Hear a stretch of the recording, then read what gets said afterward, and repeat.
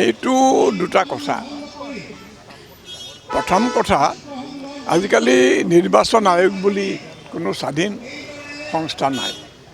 যি উদ্দেশ্যত এইটো গঠন কৰা হৈছিলে ইলেকশ্যন কমিশ্যন সংবিধানত, তাৰ সম্পূৰ্ণ উদ্দেশ্য এতিয়া ব্যাহত কৰি যি ধৰণে আমাৰ নিৰ্বাচন আয়োগ চলিছে, সি কেৱল বিজেপি চৰকাৰৰ আজ্ঞাধীন এটা সংস্থাত পৰিণত হৈছে।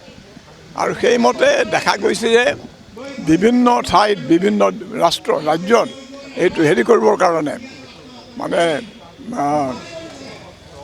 বিভিন্ন ৰাজ্যত দেখা গৈছে যে নানা ধৰণৰ নিৰ্বাচনী জালিয়াতি ইলেকশ্যন কমিশ্যনৰ দ্বাৰাই সংগঠিত হৈছে।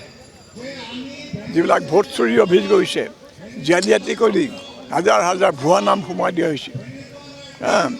ধৰক একেটা ঠিকনাতে একেটা ঘৰতে 80জন মানুহ থকাৰ এটা দেখুওৱা হৈছে তালিকাত।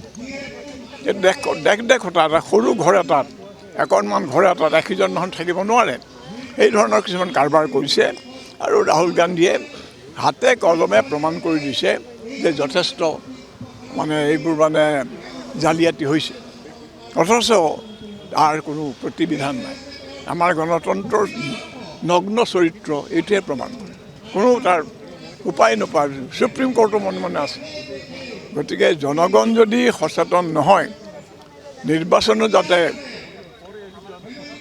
সঠিকভাৱে সচেতনভাৱে তাত যাতে অংশগ্ৰহণ কৰে, সেই কথাটো লৈ আমি সকলো সতৰ্ক থাকিব লাগে।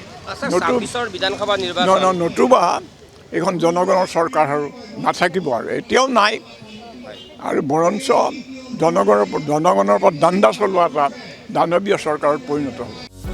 যিকোনো খবৰৰ বাবে যোগাযোগ কৰক আমাৰ এই নম্বৰত 9181 307 2221।